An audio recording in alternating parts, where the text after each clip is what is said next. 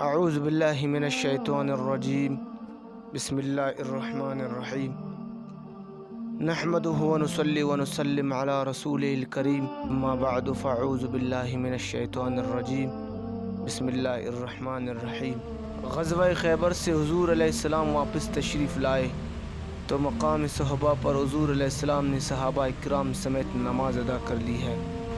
تو حضرت علی المرتضیٰ پچھلے مجاہدوں کے ساتھ ہے، ان کی نماز عصر باقی ہے۔ حضرت علی المرتضیٰ تشریف لائے تو حضور اکرم صلی اللہ علیہ وسلم نے فرمایا، علی میں نے آرام کرنا ہے۔ اندازہ کرے حضرت علی کا کتنا بڑا امتحان ہے، ایک طرف حضور علیہ السلام کا آرام ہے اور ایک طرف عصر کی نماز ہے۔ حضرت علی المرتضیٰ نے یہ نہیں کہا جلدی سے نماز پڑھ لوں۔ حضرت علی المرتضیٰ کو پتہ ہے کہ مقام مصطفیٰ کیا ہے، ادب مصطفیٰ کیا ہے۔ آپ فوراً مہذب ہو کر بیٹھ گئے تو حضور اکرم صلی اللہ علیہ وسلم نے اپنا سر اقدس حضرت علی المرتضیٰ کی گود میں رکھا اور آرام فرمانے لگے۔ سورج غروب ہو رہا ہے، حضرت علی المرتضیٰ کی نماز قضا ہو رہی ہے، غمگین ہو رہے ہیں، پریشان ہو رہے ہیں، چہرہ زرد ہو رہا ہے۔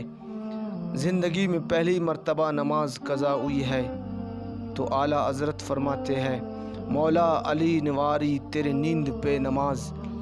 امتحان مکمل ہو گیا تو حضور اکرم صلی اللہ علیہ وسلم بیدار ہوئے۔ حضرت علی المرتضیٰ کا چہرہ زرد ہے۔ حضور علیہ السلام نے فرمایا، علی کیا بات ہے؟ تو حضرت علی المرتضیٰ نے عرض کی، آقا نماز قضا ہو گئی ہے۔ سرکار مدینہ صلی اللہ علیہ وسلم نے سورج کو اشارہ کیا تو سورج واپس لوٹ آیا ہے۔ بے ادب کہتے ہیں حضور ہماری طرح ہے، تیرا کہنا تو بیوی نہیں مانتی، مقابلہ اس ہستی سے کرتا ہے جس کا کہنا سورج بھی مانتا ہے، جس کا کہنا پہاڑ مانتا ہے، جس کا کہنا چاند مانتا ہے، ارے جس کا کہنا درخت مانتے ہیں، جس کا کہنا جانور مانتے ہیں۔ میرے آقا وہ ہستی ہے جس کا کوئی مثال نہیں۔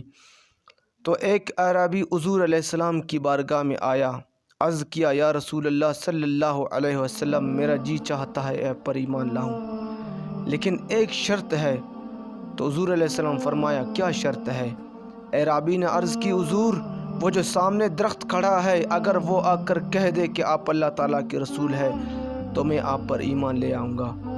حضور علیہ السلام نے فرمایا، جا اس درخت کو میرا پیغام دے کہ اللہ تعالیٰ کا رسول تجھے بلا رہا ہے۔ وہ اعرابی حیران ہو گیا، کیا وہ درخت آ جائے گا؟ فرمایا، جا پیغام دے کر تو دیکھ۔ اس اعرابی نے جا کر درخت کو کہا، اللہ تعالیٰ کا رسول تجھے بلاتا ہے۔ درخت نے اپنے جڑیں زمین سے کھینچے، جڑوں کو گھسیٹتا ہوا حضور علیہ السلام کی بارگاہ میں آ گئے اور درخت کے ار پتے سے آواز آ رہی تھی، اشہد ان لا الہ الا اللہ واشہد انک رسول اللہ۔ میں گواہی دیتا ہوں اللہ کے سوا کوئی معبود نہیں، اور میں گواہی دیتا ہوں آپ اللہ کے رسول ہیں۔ اللہ تعالیٰ کو اپنے محبوب کی بے ادبی پسند نہیں ہے۔ حدیث شریف میں آتا ہے، ایک عیسائی حضور علیہ السلام کا دشمن تھا، وہ جب حضور علیہ السلام کا نام لیتا تھا تو منہ ٹیڑھا کر لیتا تھا۔ اللہ تعالیٰ نے اس کا منہ ہی ٹیڑھا کر دیا ہے، بے ادبی کی سزا مل گئی۔